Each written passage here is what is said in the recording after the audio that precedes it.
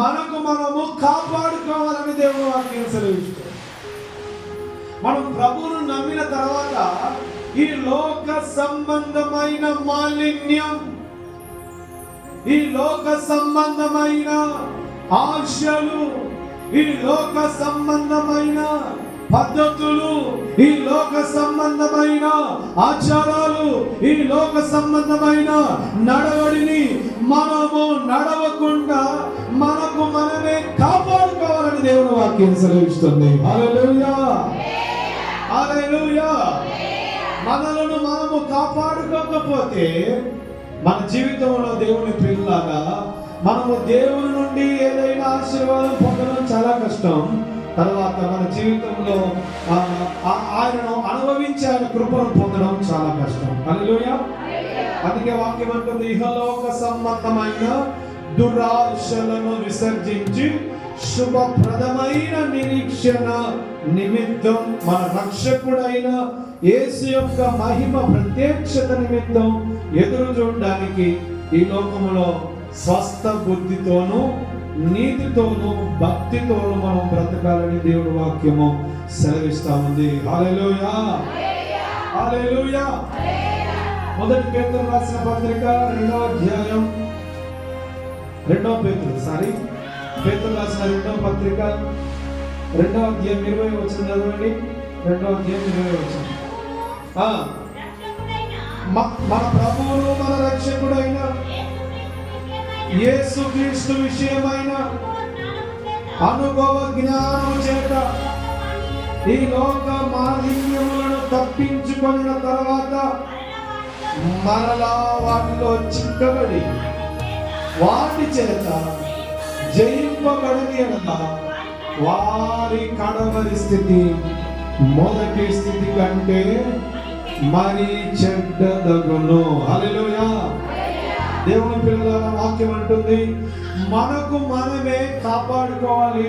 ఎట్లా కాపాడుకోవాలంటే లోక సంబంధమైన ఆశల విషయంలో మనము, లోక సంబంధమైన దురాశల విషయంలో మనకు మనము భద్రము చేయబడాలి అంటున్నాడు. ఇక్కడ ఉన్న మాట, ఇప్పుడు చదివిన మాటల్లో యేసుక్రీస్తుని గురించి అనుభవ జ్ఞానం చేత ఈ లోక మాలిన్యమును తప్పించుకున్న తర్వాత మరలా వాటిలో చిక్కబడి అంటున్నాడు.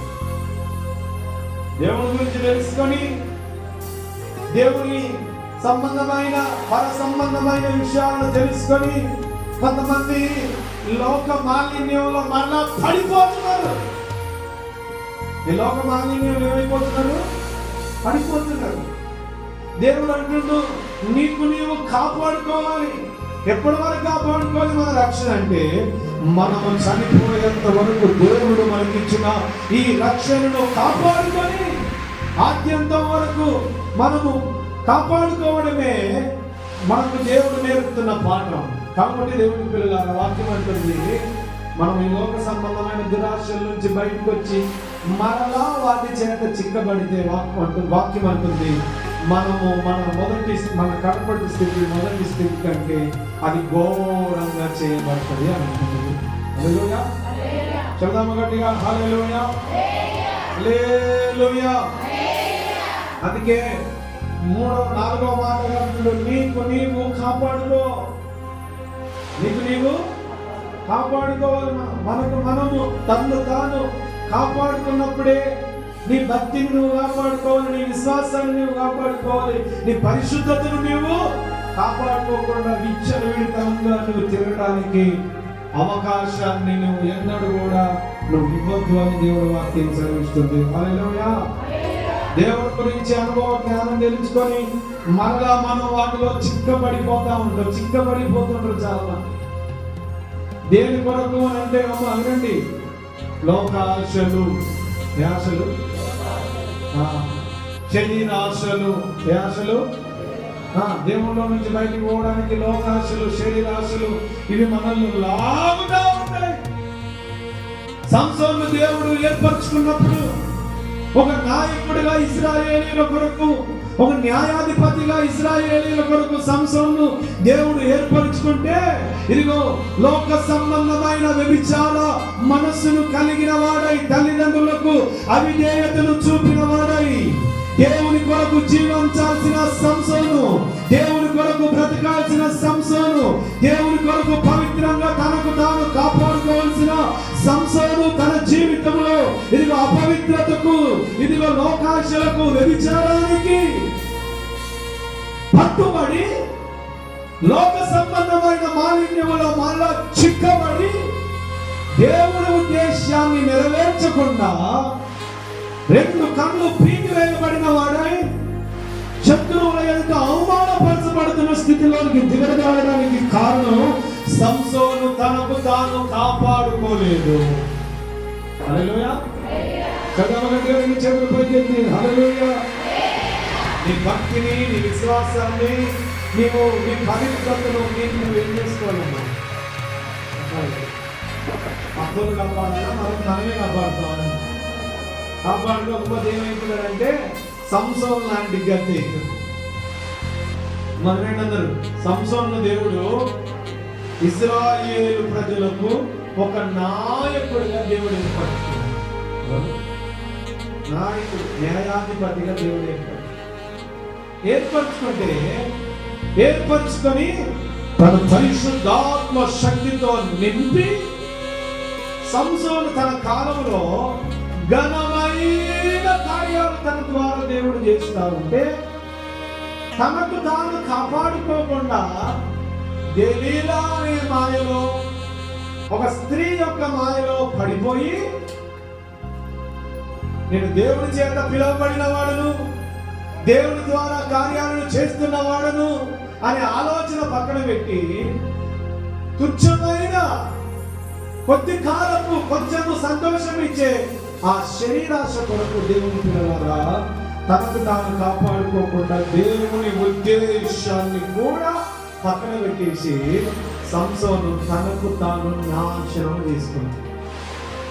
తన భక్తిని, తన జీవితాన్ని, తను దేవుని ఎడల ఉన్న ఒక గొప్ప ఉద్దేశాన్ని తనకు తాను నాశనం చేసుకున్నాడు చేతులారా. అందుకే దేవుడు అంటున్నాడు, నీకు నీవు కాపాడుకోవాలి.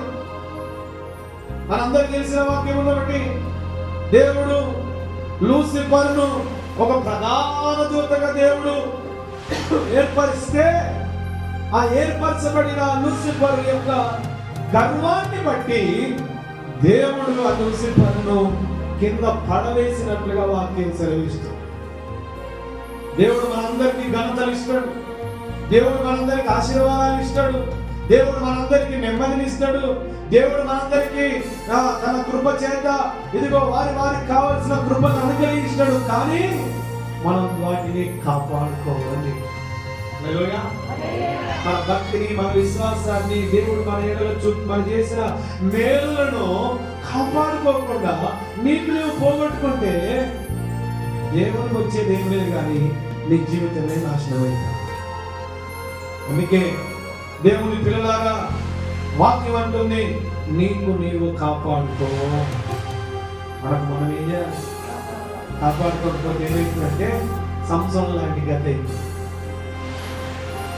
ఒక ఉన్నత ఉద్దేశం కొరకు దేవుడు సంసోన్ని ఏర్పరచుకుంటే తుచ్చమైన అభిలాష కొరకు, ఇంతలో నిలబడి అంతలో మాయమైపోయే ఆ ఆశ కొరకు ఏమైపోయిందంటే తన జీవితాన్ని నాశనం చేసుకున్నాడు. హల్లెలూయా.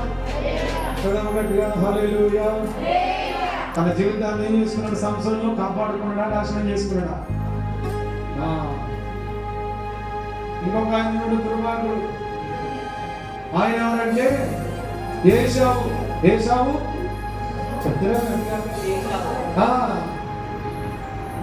చిక్కుడుగాయల కూర కొరకు, ఏ కూర కొరకు? చిక్కుడుగాయల కూర కొరకు యాకోబు దగ్గర ఆ చిక్కుడుగాయల కూరకు లోబడిపోయి, ఏ కూర? మటన్ చికెన్ అంటే వేరు, కానీ ఏ కూర మోసపోయాడు? చిక్కుడుగాయల కూర మోసపోయి జ్యేష్ఠత్వాన్ని నమ్ముకున్నాడు. యాకోబు జ్యేష్ఠత్వాన్ని నమ్ముకున్నాడు చిక్కుడుగాయల కూర భాషలో. మనం కూడా ఈ రోజుల్లో చిన్న చిన్న ఆశలే నీ జీవితాన్ని, నీ ఆత్మీయ జీవితాన్ని నాశనం చేస్తున్నాయి. అందుకే ప్రభు అంటా ఉన్నాడు, ఈ లోక మాలిన్యం నీకు అంటకుండా నిన్ను నీవు కాపాడుకో. ప్రభు అంటున్నాడు, మీరు లోక సంబంధులు, నేను లోక సంబంధిని కాదు, మనం దేవుని సంబంధం. ప్రభువులు ఎప్పుడైతే అంగీకరించినమో మనము లోక సంబంధులు కాదు, మనము ఆయన సంబంధము, పర సంబంధమైన వ్యక్తులు.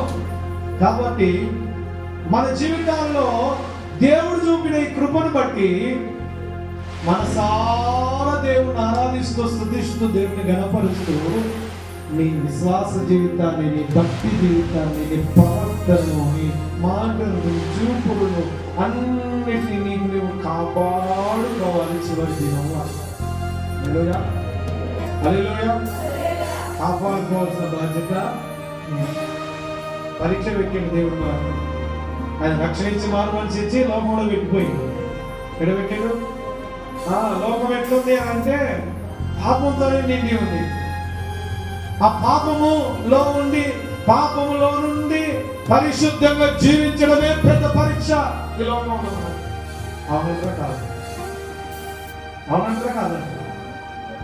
పాపిష్టి లోకంలో మనమేమో పరిశుద్ధులుగా చేసింది దేవుడు, మనమేమో ఇప్పుడు పరిశుద్ధులుగా చేసిన దేవుడు మనల్ని ఎక్కడ పెట్టిండు అంటే పాపిష్టి లోకంలోనే పెట్టిండు. ఈ పాపిష్టి లోకంలో ఎక్కడున్నారని దేవుడు కోరుతున్నాడంటే పరిశుద్ధంగా ఉన్నాడు. హల్లెలూయా. నీకు నీవు కాపాడుకోవాలని కోరుతున్నాడు. చెప్తాము గట్టిగా హల్లెలూయా. సంసారం ఒక మంచి జీవితాన్ని ఇవ్వాలి, న్యాయపతిగా పేరు పొందాలంటే ఒక్క దెలీల కొరకు, ఒక్క స్త్రీ కొరకు తన ఆత్మీయ జీవితాన్ని నాశనం చేసి, ఏశావేమో చిక్కుడుగాయల కూర కొరకు తన చేసినత్వాన్ని నాశనం చేసుకోండి. ఇంకా విషయాలు చెప్పుకుంటూ వెళ్తా ఉంటే కొందరు కొన్ని విషయాలను బట్టి కొన్ని విషయాలను బట్టి నాశనం చేసుకుంటారు తమ బ్రతుకుని, తమ విశ్వాసం, భక్తి జీవితం. దేవుని పిల్లారా, దేవుడు అంటున్నాడు, నీకు నీవే కాపాడుకో. నిందే చేసే పని లేదు, పక్కన వాళ్ళకు నిందేసే అలవాట్లో ఉన్నాయి ఈరోజు. కానీ మనకు మనం కాపాడుకునే విషయాలు చాలా తక్కువైపోయాయి. అవునా? ఎందుకు చేస్తున్నావు ఈ పని అంటే వాళ్ళు చేసి కాబట్టి నేను చేసిన అంటున్నాను, కానీ నాకు నేను కాపాడుకోవాలనే ఆలోచన చాలా తక్కువైపోయింది. అందుకే మనలను మనము కాపాడుకోవడం చాలా అవసరమైందని దేవుని వాక్యం సెలవిస్తుంది. హల్లెలూయా, హల్లెలూయా.